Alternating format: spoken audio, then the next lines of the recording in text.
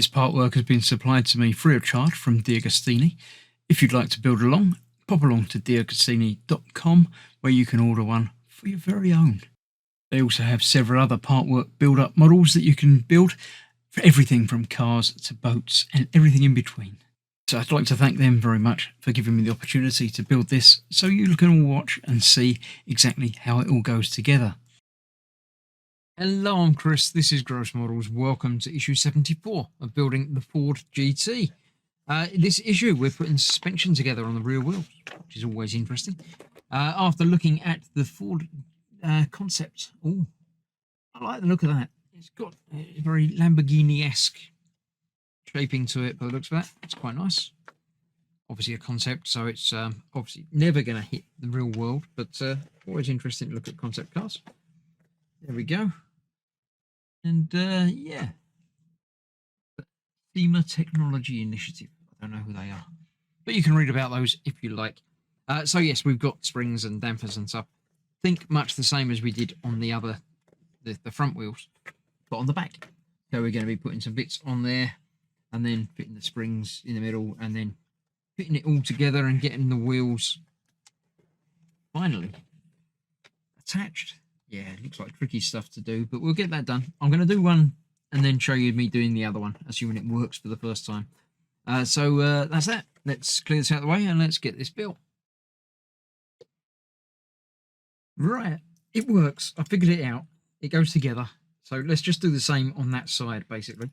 What we need to do is, first of all, fit this bit using the screw. One screw that we're going to be fitting today, or the one other screw that we're going to be fitting today. It goes on that bit from the other side. The screw goes through there into there. And that is the most difficult bit. It's not the most difficult bit. There are more difficult bits upcoming. Then we've got to get the post lined up in there. That's the drive shaft that obviously would normally be attached to the engine. But on this one, it's not actually attached to anything. So that's got to go in that hole there. And then that will line up all through there. And that's where this pin comes in play. Not the little one, the big one. Big pin has one knurled end. Goes in that side. Through everything. Lined up, then that should go all the way in. Like it isn't.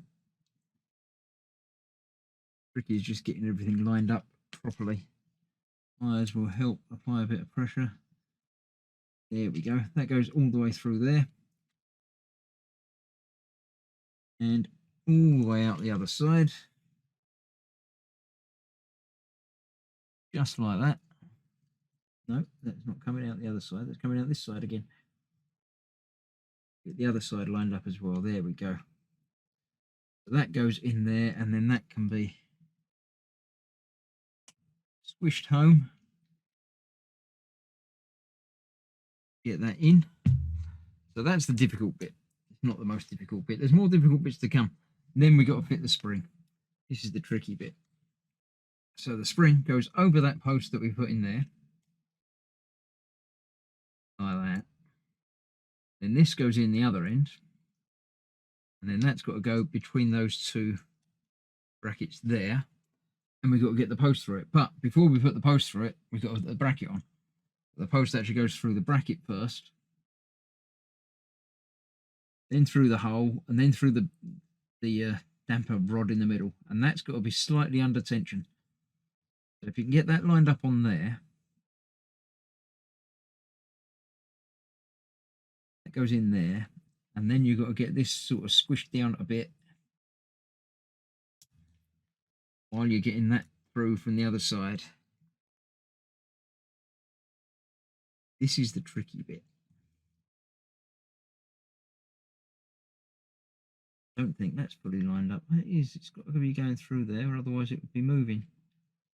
So yeah, that's going through there. Then you've just got to get that going through there as well. Just like the other side, get it lined up. It goes in, and then get it all the way through. You've got to get it lined up on this side, then get it lined up on the other side as well. And then it should go through the bracket. And then that is that. That's the engine assembly, well, not the engine, the gearbox assembly with however this is going to attach. But it's now slightly sprung, quite stiffly sprung. That's a good thing. But the suspension works. So there we have it. That's that done. I'm not sure what's happening next time. I know we're adding to this for a little while, but for now, that is that. So thank you very much for joining me. I hope you're enjoying the build. Do leave a comment, let me know, and I shall see you for more very, very soon. Thanks for watching. Bye bye for now.